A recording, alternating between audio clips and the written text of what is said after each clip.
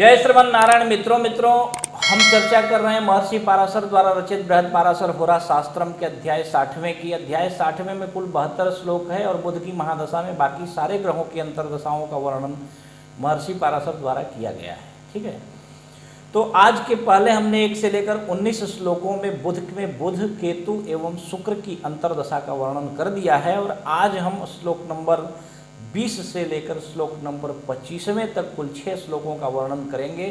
इन 6 श्लोकों में महर्षि पाराशर ने बुध की दशा में सूर्य की अंतर्दशा के विषय में विस्तृत वर्णन किया है। ठीक है, तो आज के पहले वाले वीडियोज को अगर आपने नहीं देखा है तो आप हमारे youtube.com/बालाजी ज्योतिष केंद्र इस चैनल पर जाइए और वहाँ जा कर के हमारे बाकी सारे वीडियोज को देखिए और अगर कोई भी कन्फ्यूजन हो तो आप कमेंट बॉक्स में लिख करके हमसे पूछ सकते हैं। ठीक है, तो चलिए आज हम चर्चा करते हैं बुध की महादशा में सूर्य के अंतर्दशा के विषय में। महर्षि पाराशर अपने 20वें श्लोक में कहते हैं कि सौम्य स्यांतर्गते सूर्य स्वचे स्वक्षेत्र केंद्र के त्रिकोणे धनलाभे वा तुंगांश स्वांशगे पिवा राजप्रासाद सौभाग्यम मित्र प्रभु वसात सुखम भूम्यात्मजेन समदृष्टे आदौ भूलाभमादिशेत।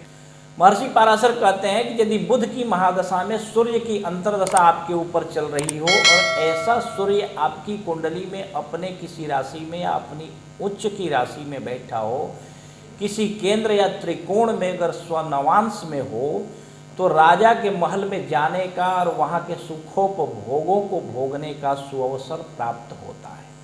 ठीक है, मित्र अर्थात जो अनुकूल व्यक्ति एवं समर्थ व्यक्ति जो होता है वो आपके अनुकूल जो हो, ऐसे व्यक्ति के सहयोग से आपको हर प्रकार के सुखों की प्राप्ति होती है। ठीक है, और यदि ऐसी स्थिति में सूर्य मंगल को देख रहा हो तो प्रारंभ से ही भूमि लाभ करवाता है आपको एवं हर प्रकार के सुखों को सहजता से प्राप्त करवा देता है। ठीक है, 22वें श्लोक में महर्षि पाराशर कहते हैं कि लग्नाधिपेन समदृष्टे बहु सौख्यम धनागम ग्राम भूम्यादि लाभश्च भोजनांबर सौख्यकृत।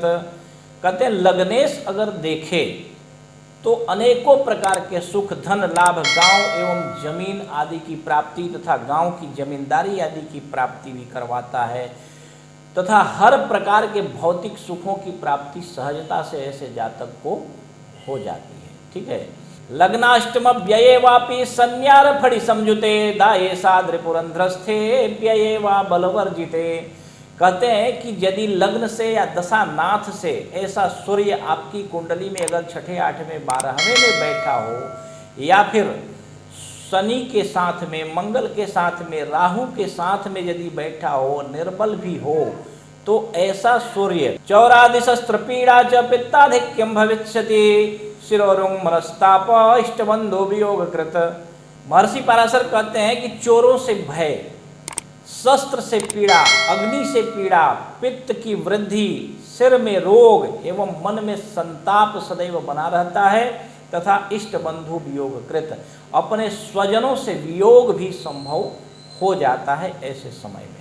25वें श्लोक में महर्षि पाराशर कहते हैं कि द्वितीय सप्तमाधि से यप मृत्युर्भविष्यति तद दोष परिहारार्थम शांतिम कुर्याद् यथा विधि। कहते हैं कि द्वितीय और सप्तमाधीश हो या उनके साथ में हो तो अपमृत्यु निश्चित है, इसलिए इस दोष की शांति हेतु आप ग्रह दोष निवारण विधि, ग्रहों का डिग्री वाइज, परसेंटेज वाइज कौन सा ग्रह कितनी मात्रा में शुभ या कितनी मात्रा में अशुभ है उसके अनुसार शांति करवाएं। किसी योग्य विद्वान ब्राह्मण जो वैदिक ज्ञान भी रखता हो और जो ज्योतिष का भी भरपूर ज्ञान रखता हो, ऐसे किसी ब्राह्मण से आप ग्रह दोष निवारण विधि करवाएं। इसके निराकरण हेतु आप स्वयं से भी कुछ उपाय कर सकते हैं, जैसे कि आदित्य हृदय स्तोत्रम का पाठ करना, भगवान सूर्य की पूजा करना, इससे भी आपको बहुत शांति मिलती है। ठीक है, तो आज का प्रकरण यहीं पूर्ण हुआ और अब हम अगले बुध की महादशा में चंद्रमा की अंतर्दशा का वर्णन करेंगे। चंद्रमा का पुत्र है बुध और जैसे शनि सूर्य को अपना सबसे बड़ा शत्रु मानता है, वैसे ही बुध भी अपने पिता चंद्रमा को अपना सबसे बड़ा और प्रबल शत्रु मानता है। ऐसे में इन दोनों की दशा अंतरदशा में किस प्रकार का फल मिलता है, इस विषय में महर्षि पराशर ने विस्तृत वर्णन किया हुआ है। तो हम अपने आने वाले प्रकरण में इसका अध्ययन विस्तृत रूप से करेंगे।